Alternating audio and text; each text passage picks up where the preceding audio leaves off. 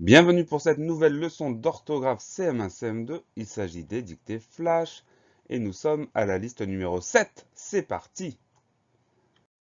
Dans cette liste 7, nous avons les mots suivants: armer silencieusement, son, compter, 4, chercher, chevreuil, aucun, repas, cible, seconde, attention.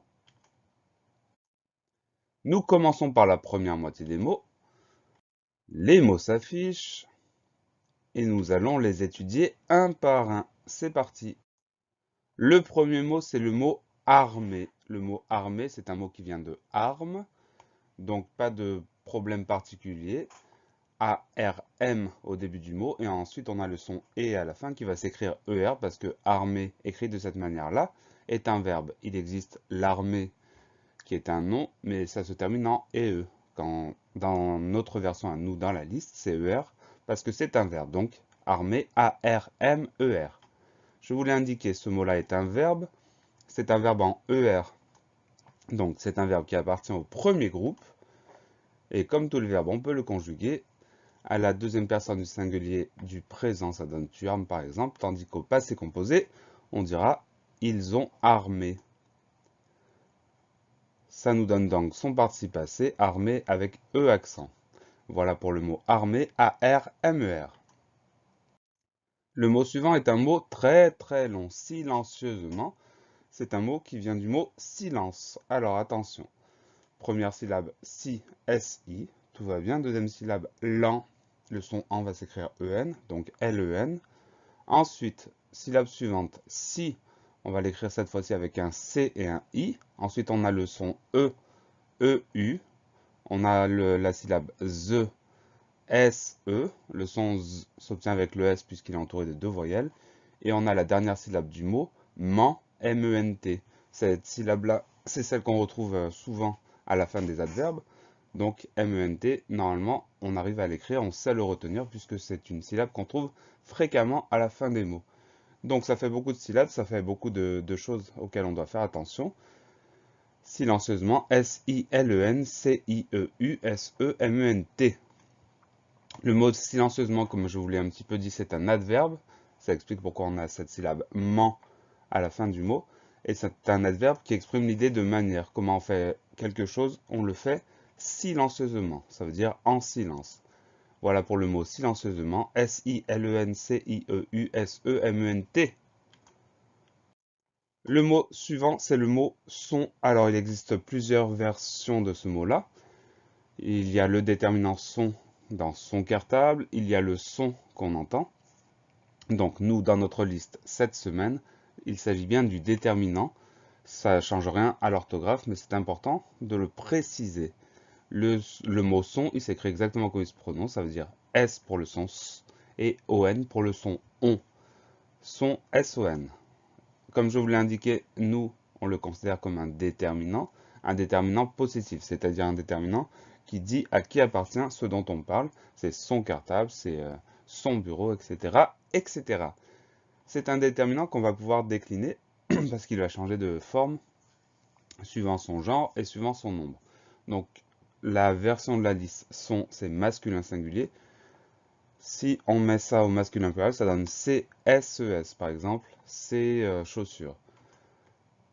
Non, masculin pluriel, ce sera plutôt C cartable. Féminin singulier, ça, S-A, sa trousse.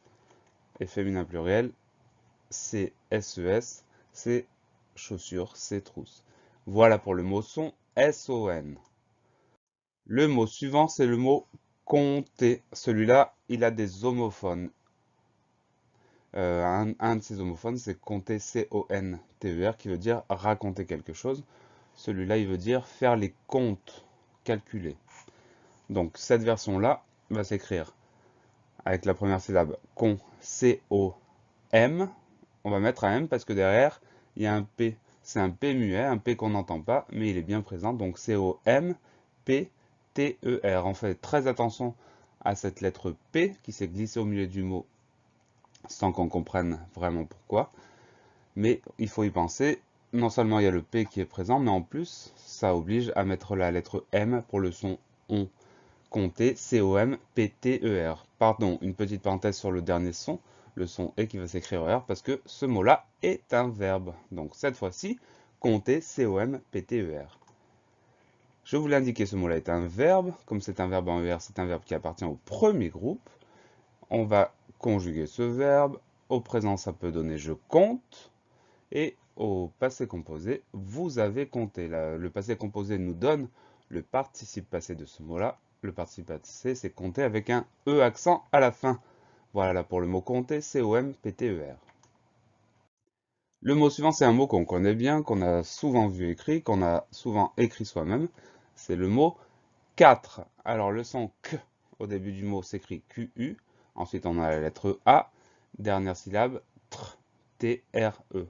Donc on fait juste simplement attention à ce son K au début du mot qu'on va écrire Q-U. Sinon, il n'y a pas de grande surprise. 4, Q-U-A-T-R-E. Le mot 4, c'est un déterminant numéral. C'est un déterminant qui permet de compter combien il y a de choses. Donc là, en l'occurrence, il y en a 4. Voilà pour le mot 4, Q-U-A-T-R-E. Le dernier mot de cette première moitié, c'est le mot chercher. Alors, le mot chercher, on a le son ch par deux fois. Les deux fois, on l'écrit ch. Au début du mot, dans la première syllabe, on a le son est, chercher. Ce son est, il va s'écrire avec un E tout simple, sans accent, parce que ce E-là, il est suivi de deux consonnes, même de trois consonnes. Donc, comme il y a deux consonnes derrière un E, on ne met pas d'accent pour avoir le son est. Donc, première syllabe, cher, C-H-E-R. Deuxième syllabe, chez, on retrouve le C-H. Le son et à la fin du mot s'écrit E-R parce que ce mot-là est un verbe. Donc, on fait simplement attention. La seule difficulté, c'est le son est au début du mot, cher, qu'on va écrire avec un E sans accent. Chercher, C-H-E-R, C-H-E-R. Le mot chercher est un verbe, c'est ce que je vous disais il y a un instant. C'est un verbe en ER, donc c'est un verbe du premier groupe, je l'ai entendu. Comme c'est un verbe, on peut le conjuguer. À l'imparfait, ça donne par exemple il cherchait, tandis qu'au plus que parfait, ça donne par exemple nous avions cherché. Cette version plus que parfait nous donne le participe passé, pardon. Le participe passé, c'est chercher avec E accent à la fin. Voilà pour le mot chercher, C-H-E-R, C-H-E-R. Est fini. Pensez à bien réviser, pensez à vous entraîner et à bientôt sur la classe plus.